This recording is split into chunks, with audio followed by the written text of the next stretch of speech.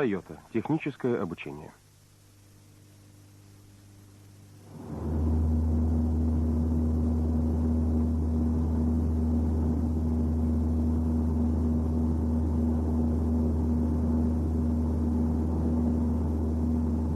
Шум.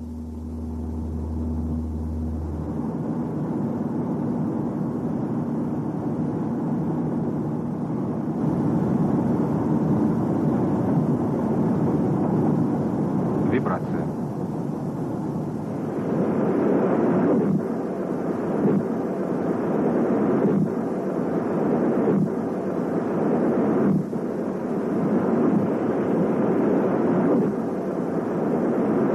Резкие звуки.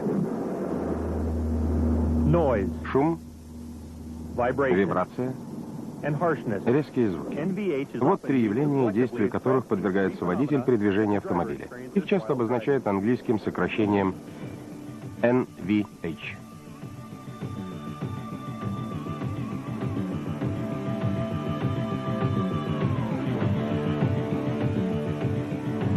Эти явления не только неприятны водителю и пассажирам, они должны вызывать опасения. Значит, в автомобиле что-то не в порядке.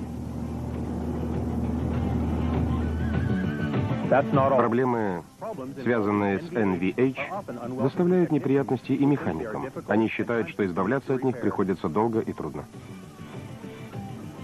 Но это не совсем верно. Если вы понимаете причины появления вибрации, если вы знаете, что такое вибрация, понимаете механизм возникновения вибрации и шума в автомобиле, а также как с ними бороться, если вы освоили основные процедуры устранения неполадок, избавиться от NVH не так трудно, как кажется. Этот фильм расскажет вам о причинах возникновения шума и вибраций и как решать шаг за шагом проблему NVH.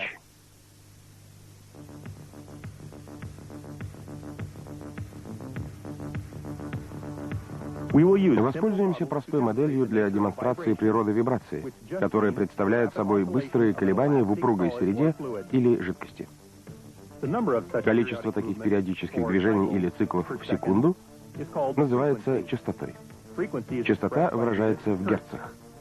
Например, 1 герц равен 1 циклу в секунду. Такая система, состоящая из груза с пружиной, называется колебательной системой. Подвесим еще один свинцовый груз того же веса, что и исходный, но другой, более жесткой пружине. Вы замечаете, что груз колеблется быстрее на более жесткой, чем на более мягкой пружине.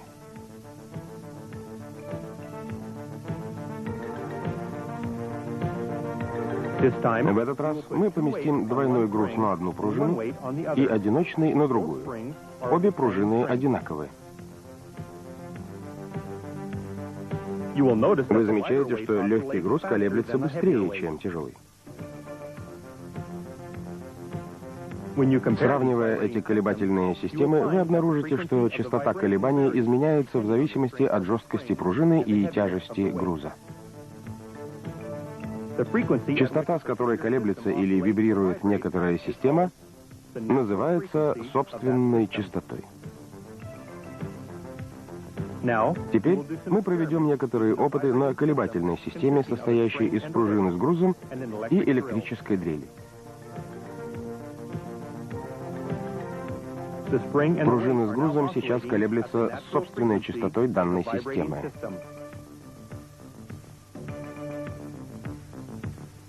Теперь посмотрим, что произойдет, когда дрель начнет вращаться со скоростью, отличающейся от собственной частоты пружины с грузом. Вы замечаете, что от вращения дрели уменьшается амплитуда, то есть величина колебаний пружины.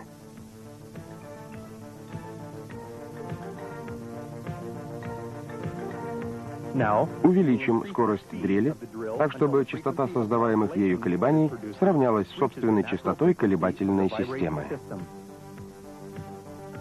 Видите, амплитуда колебаний увеличилась. Когда система колеблется с собственной частотой, а к ней прикладываются колебания такой же частоты, амплитуда колебаний увеличивается. Это явление называется резонансом. Источник колебаний, в данном случае эта дрель, называется возмущающей силой.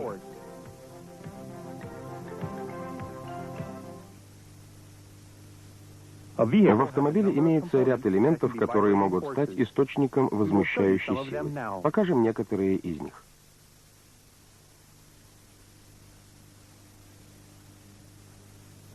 Когда автомобиль многие дни и недели стоит на одном и том же месте, внизу шины образуется плоский участок. Он может вызывать вибрации в колесе при каждом его обороте.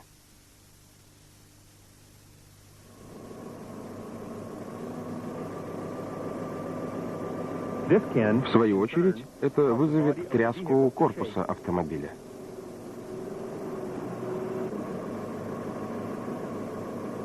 Несбалансированный карданный вал также вызывает колебания при каждом своем обороте. Это может вызывать гудение или жужжание, в общем, какой-то гул, а также вибрации при движении автомобиля с большой скоростью. Двигатель также является мощным источником возмущающих сил. Флуктуации крутящего момента в процессе внутреннего сгорания создают такую силу.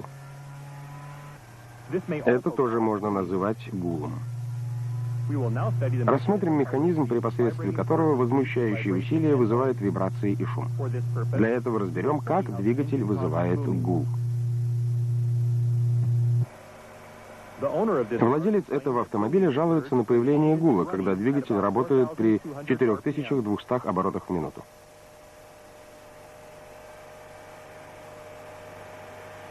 Колебания двигателя приводят к вибрациям выхлопной трубы.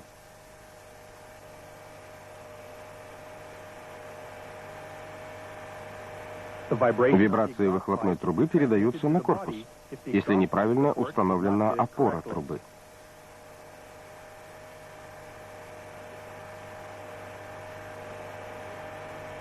Начинает вибрировать корпус, а вслед за ним также и воздух. Его вибрации воспринимаются водителем в форме звука или гула.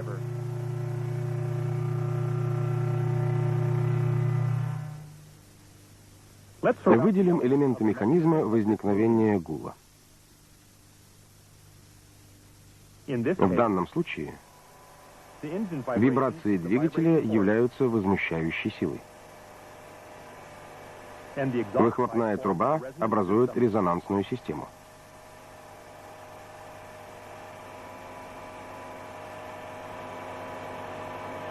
Опора выхлопной трубы является передающей системой, а корпус оказывается вибрирующим элементом. Вибрирующий элемент вызывает колебания воздуха, а колебания воздуха в виде гула улавливаются водителем. Выделение отдельных элементов какой-то проблемы очень важно при устранении неполадок. Любую проблему следует анализировать указанным способом. Можно предотвратить появление вибраций и шума, как мы увидим далее. В целом от вибраций можно избавиться, если устранить один из элементов механизма вибрации. Если устранить возмущающую силу, резонансную систему, систему, передающую вибрации, или вибрирующий элемент, то колебания сведутся к минимуму. В автомобилях применяется ряд конструктивных решений для уменьшения вибраций. Рассмотрим решения, предназначенные для ослабления возмущающей силы. Вибрации двигателя, вызванные, например, перемещениями поршней, можно предотвратить, устанавливая балансировочные грузы на карданном валу. Карданный вал, колеса и другие вращающиеся с большой скоростью элементы также необходимо балансировать. Балансировочный груз применяется для балансировки при установке новых колес. Все эти меры имеют целью ослабить возмущающую силу. Другим способом избавления от вибраций является устранение резонанса. Иногда груз устанавливается на педали акселератора, чтобы изменить его собственную частоту и избавиться от резонанса. Груз такого типа, который устанавливается непосредственно на элемент автомобиля, называется массовым демпфером. Когда груз устанавливается на элемент опосредованно, через резиновую подкладку или подставку, его называют динамическим демпфером. Третий способ устранения резонанса состоит в модификации передающей системы. Например, резина или другой вибропоглощающий материал. Вводится между двигателем и корпусом, чтобы не давать вибрациям переходить на корпус.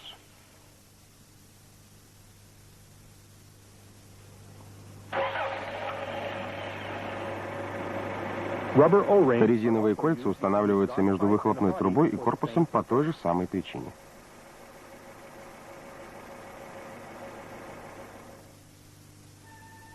Четвертый способ устранения вибраций относится к самому вибрирующему элементу. Например, пол покрывают смолистым веществом. Или между стальными панелями вставляются резиновые листы для подавления вибраций. Подобные панели называют демпфирующими панелями сэндвичевого типа. Как видите, не так уж трудно все-таки понять причины вибраций. Вооружившись этим пониманием, мы можем теперь приступить к практическому решению проблем с NVH. При устранении подобных неполадок важно забыть о ваших предрассудках относительно вибраций, внимательно и объективно прислушаться к жалобам заказчика и проанализировать их. Вам поможет диагностическая схема. По возможности сядьте в автомобиль вместе с заказчиком, поводите машину и разберитесь в проблеме подробнее. Что еще важнее, вы должны определить, при какой скорости автомобиля и скорости вращения двигателя возникают неполадки, а также все другие влияющие факторы. Надо, возможно, точнее установить характеристики неприятных шумов и вибраций. Получив всю необходимую информацию, не так уж трудно будет установить источник вибраций.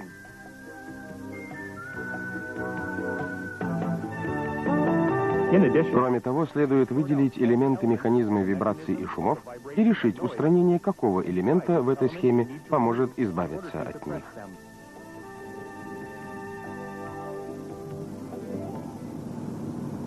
Теперь приступим к практическому устранению неполадок на двух реальных примерах. В одном из этих примеров мы сталкиваемся с тряской корпуса. В первую очередь мы садимся за руль автомобиля, чтобы подтвердить это явление. Надо установить, как зависит тряска корпуса от скорости автомобиля.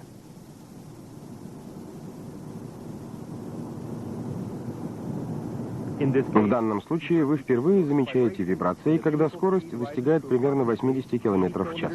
Вибрации увеличиваются в интервале от 90 до 100 км в час.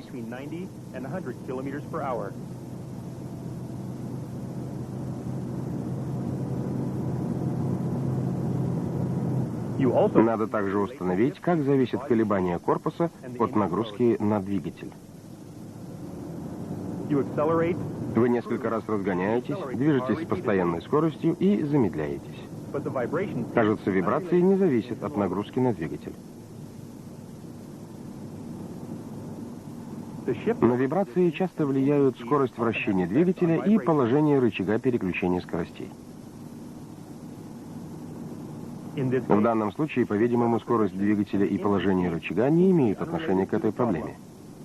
Вибрация все равно ощущается, независимо от переключения скорости или смены оборотов двигателя. Подытожим результаты нашего испытания. Результаты показывают, что нагрузка на двигатель и скорость вращения двигателя не связаны с этой проблемой. Положение рычага переключения скоростей также с ней не связано. Мы можем заключить, что вибрации не вызваны двигателем или коробкой передач. Значит, надо выявить другие факторы.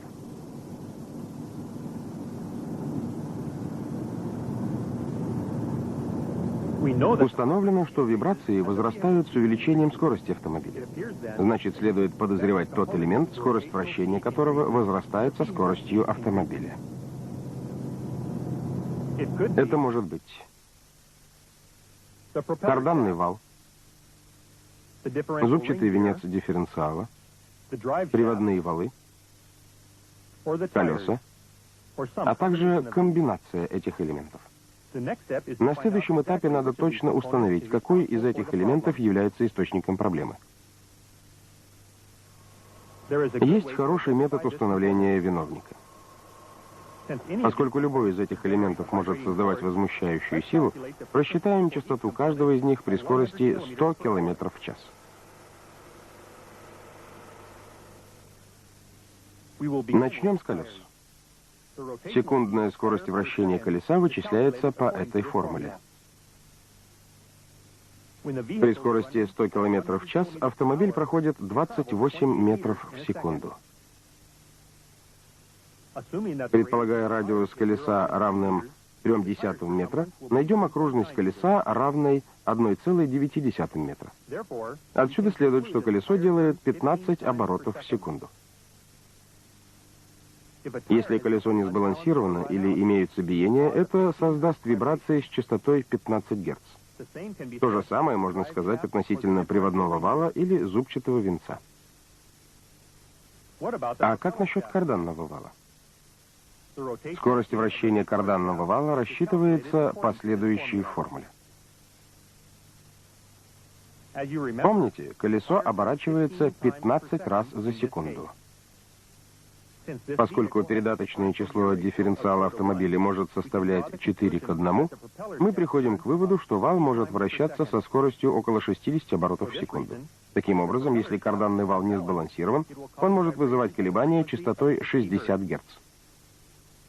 Кроме того, когда угол сочленения карданного вала слишком велик, на каждый его оборот могут приходиться 2 чрезмерно больших изменения крутящего момента.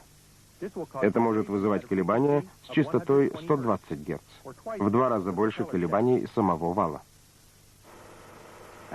Теперь вы уже поняли, что можно определить источник возмущающей силы, выяснив частоту вибраций, на которые жалуется клиент. Для измерения частоты вибраций используется анализатор частот вибраций. Анализатор частот имеет пробный щуп, присоединяемый к изучаемой вибрирующей детали. Анализатор высвечивает частоту колебаний.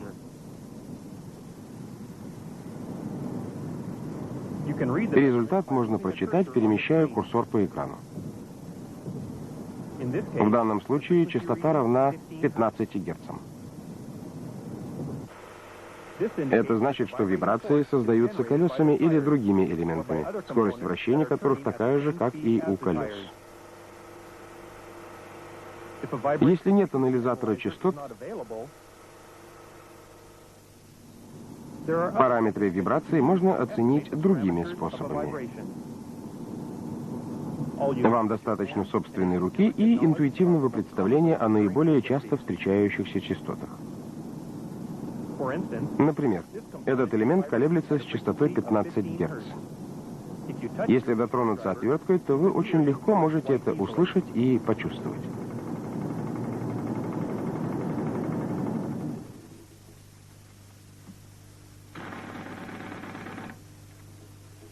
Гайковерт создает колебания сходной частоты.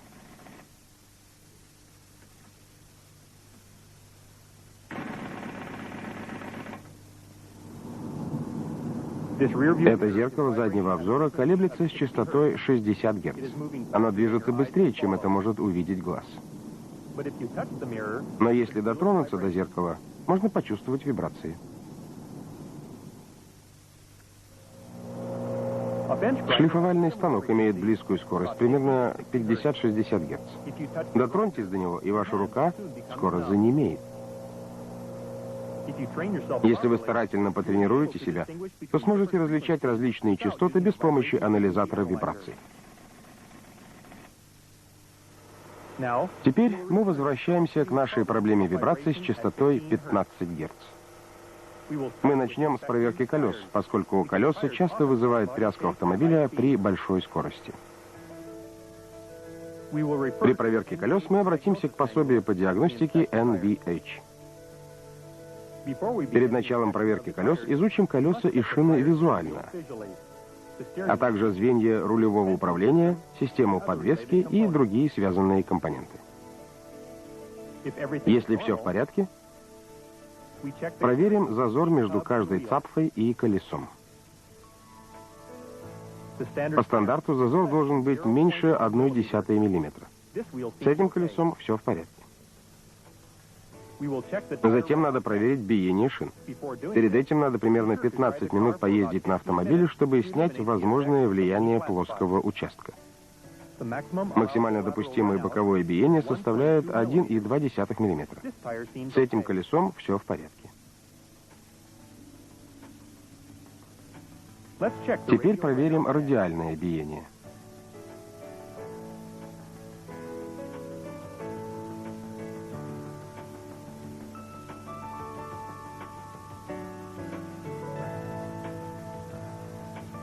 Максимально допустимое радиальное биение составляет 1 мм.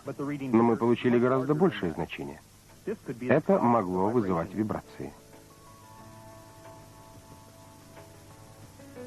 Проверим также радиальное биение диска колеса.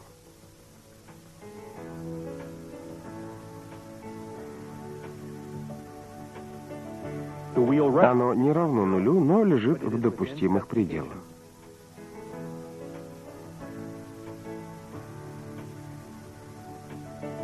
В подобных случаях радиальное биение можно выправить, приведя шину и диск колеса в фазовое соответствие. Если наиболее толстую часть шины переместить туда, где центр диска колеса ближе всего к его ободу, то радиальное биение уменьшится. Это и называется фазовым соответствием. Как видите, биение заметно уменьшилось. Приведем в фазовое соответствие шину и колесный диск. Разделим шину на 12 равных частей. Перед началом измерений выставим измеритель на 0 на метке 12. Теперь запишем величины биения на каждой метке.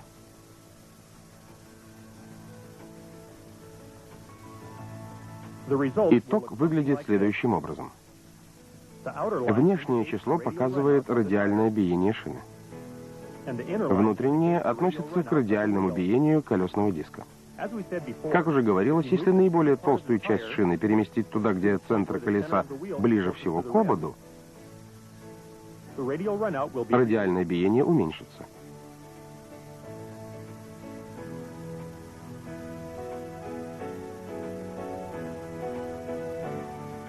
Проверим результаты фазового соответствия.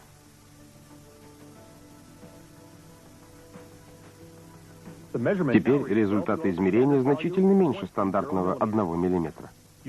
Ту же самую проверку следует проделать со всеми остальными колесами. Балансировка колеса также бывает причиной возникновения вибраций в автомобиле. Поэтому перед окончательным тестом за рулем автомобиля следует проверить балансировку колес как на стенде вне автомобиля, так и на самом автомобиле. Во втором примере устранения неполадок мы рассмотрим возникновение гула. Если помните, это очень неприятный для слуха гудящий звук. На первой стадии мы садимся за руль автомобиля, как и при решении проблемы тряски кузова. По результатам тестового вождения мы установили только скорость, связанную с возникновением гула.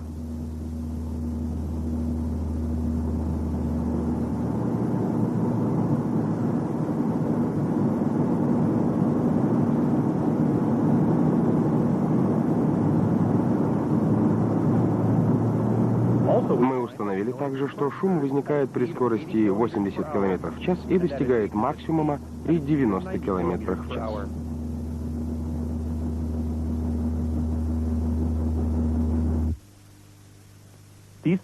Полученные результаты говорят, что шум вызван не двигателем или коробкой передач, а элементами, скорость движения которых прямо связана со скоростью автомобиля. Следующим шагом мы рассчитаем частоты колебаний отдельных элементов при скорости 90 км в час, когда шум наиболее заметен. А пока измерим частоту шума с помощью шумометра или анализатора вибраций.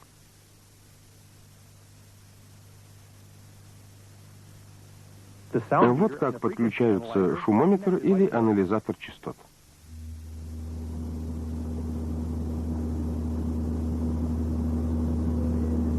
Согласно анализатору, частота шума 60 Гц. Эта частота соответствует той, с которой мог бы вибрировать карданный вал в случае несбалансированности или биений. Это значит, что шум вызывается, скорее всего, карданным валом. У вас может не оказаться под рукой шумометра или анализатора, но после небольшой тренировки вы всегда можете полагаться на собственное ухо. Например, частота этого звука 60 Гц. Он напоминает гул нашего дефектного автомобиля. Звук такой же или близкой частоты слышится от шлифовального станка. Этот звук имеет частоту 120 Гц, в 2 раза больше предыдущего.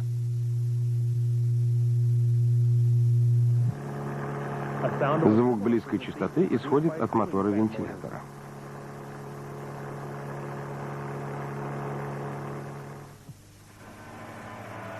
Иногда и гул, исходящий от двигателя, имеет близкую частоту.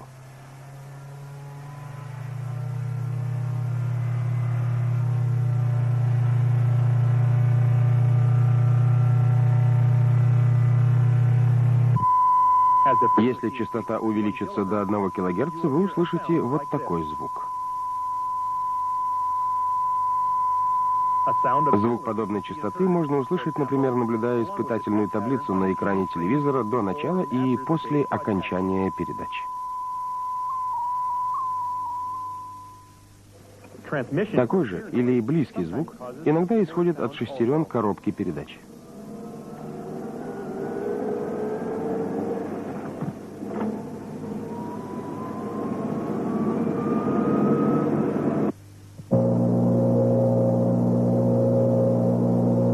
Если натренировать ухо, слушая подобные звуки разных частот, то можно будет опознавать частоты даже без помощи анализатора.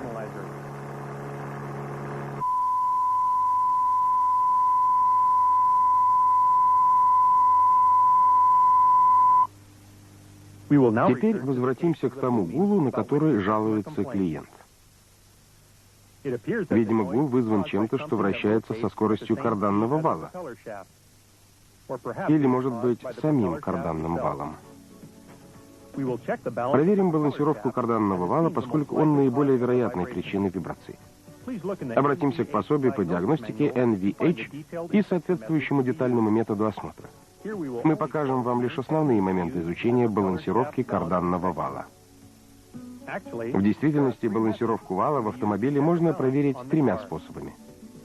Во-первых, балансировку можно проверять с помощью анализатора вибраций и несколькими пробными грузами.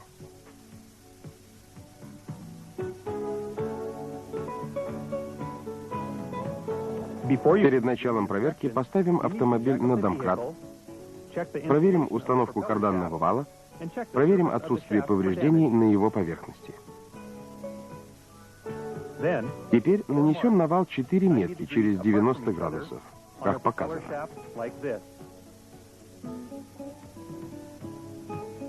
Присоединим пробный щуп анализатора вот сюда. Для проверки требуется 2 человека. Один сидит в автомобиле и управляет двигателем, воспроизводя условия гула. В момент возникновения гула он подает сигнал второму человеку.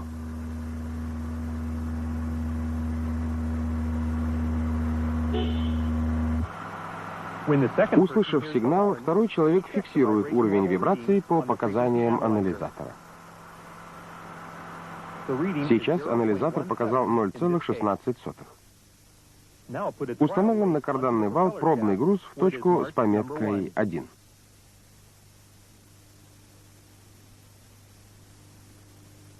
Вместо пробного груза можно использовать зажим для шланга. Винт зажима послужит пробным весом. Его вес равен 17 граммам. Снова измерим вибрацию с присоединенным грузом.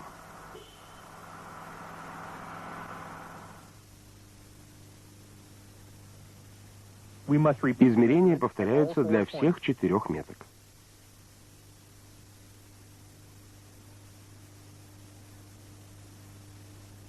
Теперь по полученным данным построим график. Длина каждой стрелки соответствует уровню вибрации на каждой метке согласно анализатору. Далее разделим пополам отрезки 1,3 и 2,4. Проведем через их середины линии параллельно отрезкам и найдем точку пересечения линий. Положение точки пересечения относительно центра графика определяет положение дисбаланса. Иными словами, в этом положении где-то на валу имеется дополнительный вес. Величина дисбаланса определяется следующей формулой. Обсчитав полученные данные по этой формуле, найдем, что величина дисбаланса равна 10 граммам. Поскольку в данном направлении имеется дисбаланс в 10 граммов, надо установить точно такой же вес на противоположной стороне вала, чтобы его уничтожить. За подробностями обратитесь к пособию по диагностике NVH. Баланс карданного вала может быть проверен и другими методами. Можно, например, использовать метод пробных испытаний, когда пробный вес перемещается из одной точки в другую. Или можно использовать специальную установку для балансировки карданного вала. Подробности об этих методах вы найдете в пособии по диагностике NVH. Дисбаланс можно устранить, применяя вот такие балансировочные элементы или болтики.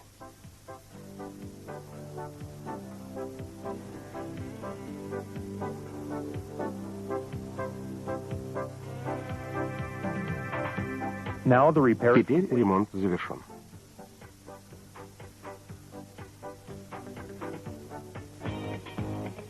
Автомобиль надо проверить в движении.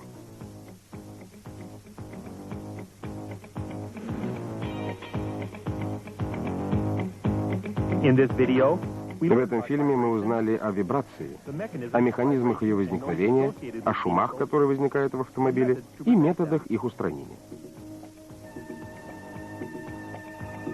Помимо этих основных сведений о вибрациях, мы разобрали 2 практических случая устранения вибраций автомобиля. Запомните 2 важных правила устранения неполадок.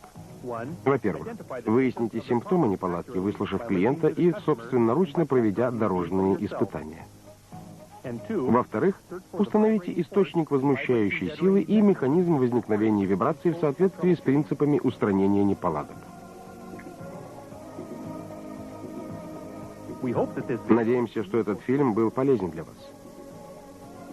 Всегда обращайтесь к этому фильму, а также к пособию по диагностике NVH, чтобы успешно решать все подобные проблемы.